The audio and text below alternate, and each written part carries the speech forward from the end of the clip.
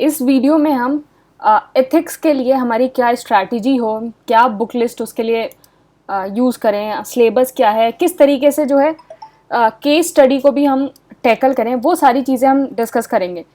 PYQ analysis भी देखेंगे, case study को किस तरीके से हैंडल करें हम वो भी देखेंगे, केस स्टडी को, PYQ एंड बुक लिस्ट कौन कौन सी इंपॉर्टेंट है एथिक्स के लिए, जिससे आपका पूरा सिलेबस आपका अच्छे से कंप्लीट हो जाए।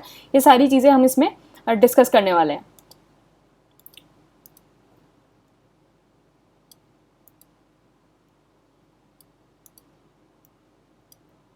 ओके तो ये आपका एथिक्स का सिलेबस है, चैप्टर 1 से लेके चैप्टर 8, 8 यूनिट है इसमें। 8 जो है वो केस स्टडी है ऑन अबव इश्यूज, मतलब इन्हीं चैप्टर से जो है आपकी केस स्टडी आने वाली है। तो पहला चैप्टर है आपका एथिक्स एंड ह्यूमन इंटरफेस, और इसके अंदर ये टॉपिक है। तो एथिक्स में क्या है कि जिस तरीके से पूरे सिलेबस में टॉपिक लिखे गए हैं, मोस्टली जो है क्वेश्चंस वहां से ही बनते हैं। जैसे आपका सोशल इन्फ्लुएंस लिखा हुआ है तो सोशल इन्फ्लुएंस से क्वेश्चन आएगा, परसुएशन लिखा हुआ है, मॉरल एंड पॉलिटिकल एटीट्यूड लिखा हुआ है। तो जिस हिसाब से आपके टॉपिक लिखे गए हैं सिलेबस में, क्वेश्चंस वहां से ही फ्रेम होता है। अभी जब हम PYQ एनालिसिस देखेंगे, PYQ एनालिसिस, तब आपको आइडिया होगा किस तरीके से जो है सिलेबस से ही जो है सारे टॉपिक रिपीट होते हैं। तो आपने देखा होगा पहला चैप्टर है एथिक्स एंड ह्यूमन इंटरफेस, दूसरा है एटीट्यूड, तीसरा है aptitude and foundational value for civil services, चौथा चैप्टर है इमोशनल इंटेलिजेंस, पांचवा चैप्टर है contribution of the moral thinkers philosopher from India and world, छठा चैप्टर है public and civil services value ethics in public administration, सातवां chapter है property in governance, और आठवां है case study on above issues. तो ये है मतलब 6, मतलब case study on above issues का मतलब चैप्टर 1 से लेके चैप्टर या यूनिट 1 से लेके यूनिट 7 तक जो चैप्टर्स हैं आपके यूनिट्स हैं, उनसे ही केस स्टडी आएगी। तो ये सारी चीजें हैं। तो सबसे पहले हम देख लेते हैं कि हमारी बुक लिस्ट, अच्छा पहले हम देख लेते हैं कि किस तरीके से जो क्वेश्चंस हैं, PYQ एनालिसिस देख लेते हैं, फिर उसके बाद बुक लिस्ट और केस स्टडी को कैसे हैंडल करना है वो सारी चीजें देखेंगे। तो देखिए पहला चैप्टर था हमारा एथिक्स एंड ह्यूमन इंटरफेस। इसके अंदर ये टॉपिक्स लिखे गए हैं, जो ये आपका लेफ्ट हैंड साइड में सारे टॉपिक्स लिखे गए हैं, और जो क्वेश्चंस है बिल्कुल इन्हीं टॉपिक से आए हैं। अब देखिए essence, determinant, consequence of ethics in human action. Question आया एथिक्स एंड मोरालिटी बताओ, डिटर्मिनेंट बताओ, रोल इन ह्यूमन बताओ, इंडिविजुअल मोरालिटी बताओ, ट्रेडिशनल एंड मॉडर्न वैल्यूज। तो बिल्कुल जो है क्वेश्चंस यहाँ से ही रिपीट हो रहे हैं। अब देखिए अब human values from the lifes and teaching of the great leader, great leader है इसमें, तो गांधी जी पे एक क्वेश्चन आ गया था, वर्च्यूज आ गया था गांधी जी की, वैल्यूज आ गया था क्योंकि ह्यूमन वैल्यूज है, मॉरल वैल्यूज, तो डायरेक्ट क्वेश्चन आया। ये एटीट्यूड और एप्टीट्यूड बहुत ज्यादा इंपॉर्टेंट है, मिनिमम यहाँ से जो है 50 मार्क्स के आपके क्वेश्चंस आते ही हैं मिनिमम। ये जो चैप्टर है यूनिट 2 एंड यूनिट 3, तो इसको तो आपको बहुत अच्छे से करना है। तो देखिए एटीट्यूड वाले में एटीट्यूड और एप्टीट्यूड का डिफरेंस आ गया था, हिस्टोरिकल पर्सपेक्टिव आ गया था एटीट्यूड का। अब देखिए पहला आपका यूनिट है content, structure, function, its influence and relation, तो इस पे क्वेश्चन आ गया था स्ट्रक्चर एंड फंक्शन 2021 में।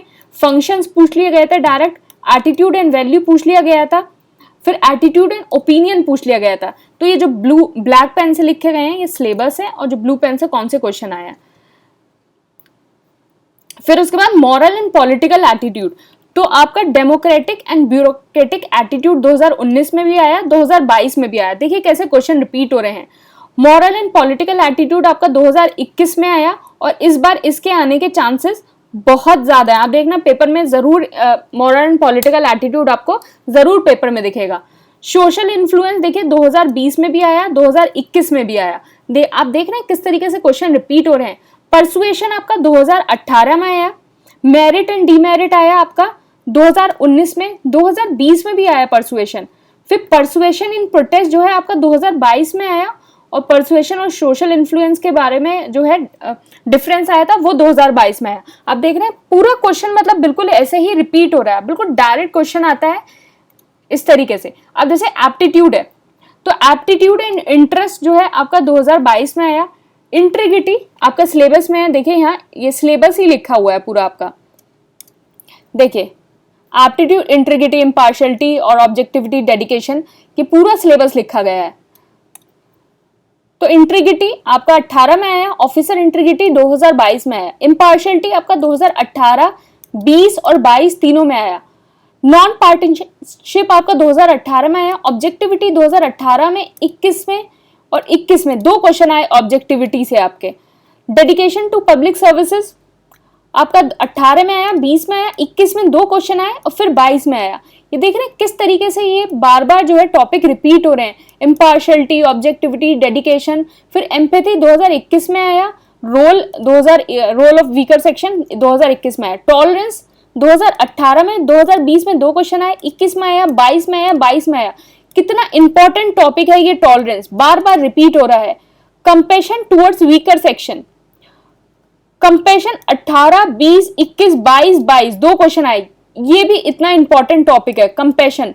Foundation for civil services, foundation for civil services 2020 और 2020, तभी बोलते हैं कि पीवाईक्यू जो है उनको करके ही जाओ, पीवाईक्यू करके ही जाओ। पीवाईक्यू जो है बहुत ज्यादा इंपॉर्टेंट है, क्वेश्चन बार बार रिपीट होते हैं यहां से। फिर इमोशनल इंटेलिजेंस से देखो, एंगर पे आया, कंसेप्ट एंड डायमेंशन में 2018 पे आया, डायमेंशन 2022 में आया, यूटिलिटी और एप्लीकेशन जो है 2019 में आया, ईआई एंड एडमिनिस्ट्रेशन 2020 में आया और 2021 में भी ईआई एंड एडमिनिस्ट्रेशन आया। ये भी बार बार रिपीट हो रहा है। फिर उसके बाद contribution of the moral thinkers, देखो गांधी जी आया 18 में, कांत, मार्क्स, फिर उसके बाद गीता, भगवत गीता 2019 में, कांत, फिर 2020 में दोबारा रिपीट, बुद्धा 2022 में, और गीता का ही जो है अणशक्ति योगा जो है 2020 में। तो गीता रिपीट हो रहा है आपका, कांत बार बार रिपीट हो रहा है, गांधी जी बार बार रिपीट हो रहे हैं, बुद्धा, मार्क्स, ये सारे जो टॉपिक्स हैं बार बार रिपीट हो रहे हैं।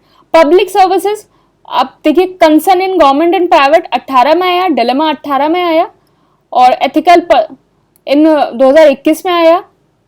फिर उसके बाद ये एथिकल गाइडेंस ये 18 और 22 में आपकी रिपीट हुई, अकाउंटेबिलिटी 19 और 22 में रिपीट। देखिए कैसे रिपीट हो रहा है ये। एथिकल गवर्नेंस जो है 19 और 21 में, ethical representative of the public servant repeat हुआ।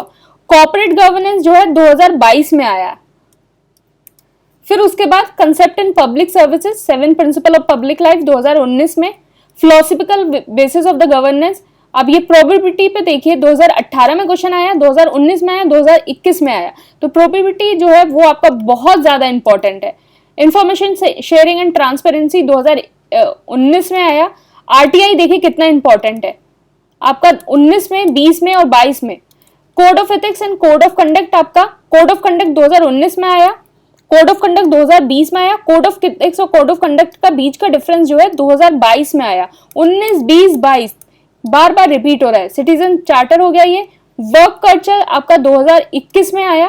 क्वालिटी ऑफ सर्विस डिलीवरी अभी कोई क्वेश्चन नहीं आया। यूटिलाइजेशन ऑफ पब्लिक फंड कोई नहीं आया। चैलेंजेस ऑफ करप्शन 2018 में, 19 में, 20 में, 21 में, 22 में हर साल क्वेश्चन आया है चैलेंजेस ऑफ करप्शन से। तो करप्शन इज वेरी इंपॉर्टेंट। तो ये पीवाईक्यू से आपको यही पता चलता है कितनी सारी चीजें आपकी इंपॉर्टेंट है।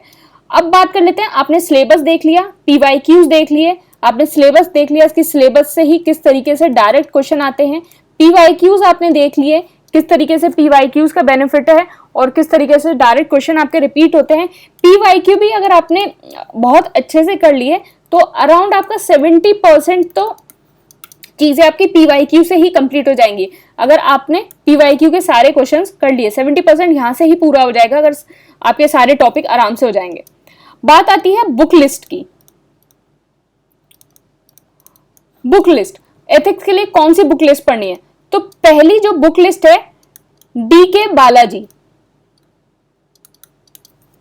डीके बालाजी, और ये शायद इंग्लिश मीडियम में आती है। हिंदी मीडियम वाले जो हैं लेक्सिकॉन पढ़ सकते हैं, हिंदी मीडियम वाले। तो ये डीके बालाजी बुक का ये बेनिफिट है, ये बुक एक तरह से आपको देखो नॉवेल की तरह पढ़नी है। ये बुक आपको जो है बेसिक अंडरस्टैंडिंग देगी, बेसिक अंडरस्टैंडिंग कि सारे कंसेप्ट किस तरीके से बने हुए हैं। इस बुक में जो है डायग्राम भी जो है बेसिक अंडरस्टैंडिंग के लिए बहुत अच्छे डायग्राम बने हुए हैं। तो बहुत सिंपल लैंग्वेज में जो है ये बुक लिखी गई है, सिंपल लैंग्वेज में। तो डी के बालाजी जो बुक है बहुत ज्यादा सिंपल लैंग्वेज में लिखी गई है। तो ये बुक आपको जो है स्टोरी की तरह पढ़नी है, स्टोरी की तरह इस बुक को पढ़िए, सारे अपने कंसेप्ट अच्छे करिए। इस बुक में जो है केस स्टडी भी दे रखी है, पुरानी सॉल्व 17 केस स्टडी दे रखी है, तो वहां से आपका केस स्टडी भी। तो इस बुक को जो है अच्छे से आप पूरी अच्छी सी रीडिंग लगा के आना ही है आपको। इस बुक की अच्छे से आप पूरी अच्छे से रीडिंग लगाइए। बहुत अच्छी तरीके से एक बुक दे रखी है, मतलब आपको जो कंसेप्ट को समझने में कि किस तरीके से क्या होता है, कोड ऑफ कंडक्ट क्या होता है, कोड ऑफ एथिक्स क्या होता है, बहुत इजी लैंग्वेज में दे रखी है। दूसरी बुक क्या हो गई, आपको ओनली आईएएस की जो एथिक्स की बुक आती है प्रहार नाम से, आपको वो करनी है। ये दो बुक लिस्ट आपको करनी है। डी के बालाजी आपकी बेसिक अंडरस्टैंडिंग के लिए होगा, बिल्कुल अच्छे से आपको इसमें डायग्राम भी बना हुआ है, बहुत सिंपल अंडरस्टैंडिंग है, सारी चीजें इसमें बहुत अच्छी दे रखी हैं, बहुत इजी लैंग्वेज में।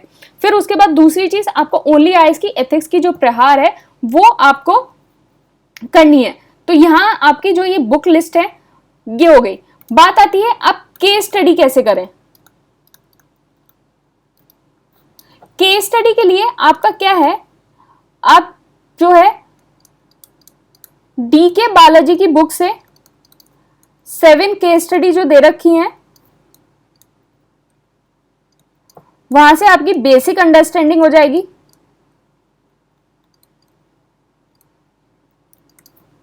दूसरा क्या है, AS UPPSC mains answer writing, यहां से आपकी पूरी केस स्टडी खत्म हो जाएगी। AS UPPSC mains answer writing से आप इसकी प्रैक्टिस करेंगे। तीसरी चीज आपकी क्या हो गई, ओनली आईएएस की केस स्टडी, 60 केस स्टडीज हैं इसमें, आप उसको कर सकते हो। तो ये जो है केस स्टडी के लिए सफिशिएंट है। अब देखो कुछ लोग तो केस स्टडी के लिए आपको क्या बताएंगे कि लुकमान कर लो, कुछ लोग कहेंगे अतुल गर्ग कर लो, कुछ लोग कहेंगे कि विजन की केस स्टडी कर लो।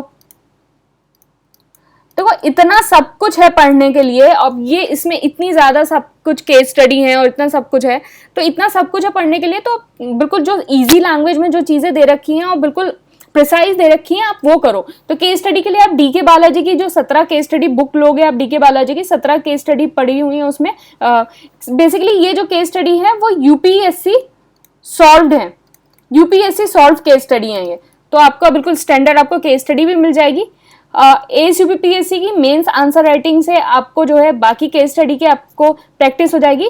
और ओनली आईएएस ये जो चीजें हैं इसको करने की कोई जरूरत नहीं है, इसको करने की कोई जरूरत नहीं है। आइए थर्ड जो है ओनली आईएएस की केस स्टडी, 60 केस स्टडीज हैं, आप वहां से कर लोगे।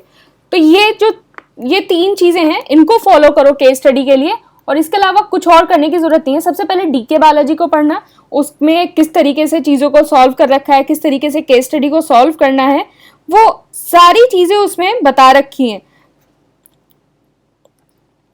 पूरा। मतलब उसमें डी के बालाजी में आपका पूरा, जैसे डी के बालाजी जो बुक है उसमें पूरा आपका कि किस तरीके से आपको मेन इश्यू को लेना है केस स्टडी में, कौन सा आपका पेरिफेरल इश्यू होता है,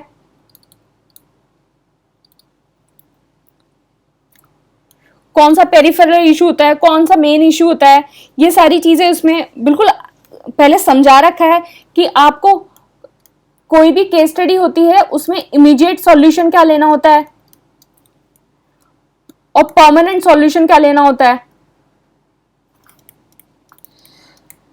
तो ये सारी चीजें पहले उसमें बेसिक एक आपको अंडरस्टैंडिंग दे रखी है, फिर उसके बाद जो है केस स्टडी को सॉल्व कर रखा है, केस स्टडी को सॉल्व कर रखा है। तो ये 3 चीजें जो हैं आप केस स्टडी में कर सकते हैं कि आप जो है डी के बालाजी की पढ़ लीजिए, एसयूपीपीएससी का मेंस आंसर राइटिंग और ओनली आईएएस, और बाकी बुक लिस्ट तो आपको ये जो है आपको ये दे ही रखी है। और बाकी आप PYQ देखेंगे तो आपको खुद ही समझ में आ जाएगा कि किन चीज़ों पे ज़्यादा फोकस करना है और किस तरीके से करना है। एटीट्यूड एंड एप्टीट्यूड ये बहुत ज़्यादा इंपॉर्टेंट चैप्टर है, और बिल्कुल जो सिलेबस में जो टॉपिक्स दे रखे हैं डायरेक्ट वहाँ से ही डायरेक्ट क्वेश्चन उठ के आते हैं। तो ये सिलेबस में जो दे रखा है बिल्कुल डायरेक्ट यहाँ से ही क्वेश्चन उठ के आता है, तो कोई इधर उधर ज़्यादा हाथ पैर मारने की ज़रूरत नहीं है। और बाकी आप ये देख ही रहे हैं, ACPPSC का इंटीग्रेटेड कोर्स है, प्रीलिम्स कोर्स है, और ये आपका मेंस आंसर राइटिंग है 2024 का, और ये 2023 का मेंस आंसर राइटिंग है। तो यहाँ से आपकी सारी चीज़ें कंप्लीट हो जाएंगी। तो 45 क्वेश्चन आए थे आउट ऑफ 80 क्वेश्चन 2022 में मेंस में, और प्रीलिम्स में जो है 102 क्वेश्चन आए थे आउट ऑफ 150 क्वेश्चन प्रीलिम्स में। तो ये सारी चीज़ें आपने देख ही ली होंगी, और हमने सारी बुक लिस्ट और सारी चीज़ इसमें कंप्लीट कर दी हैं। Thank you and all the best.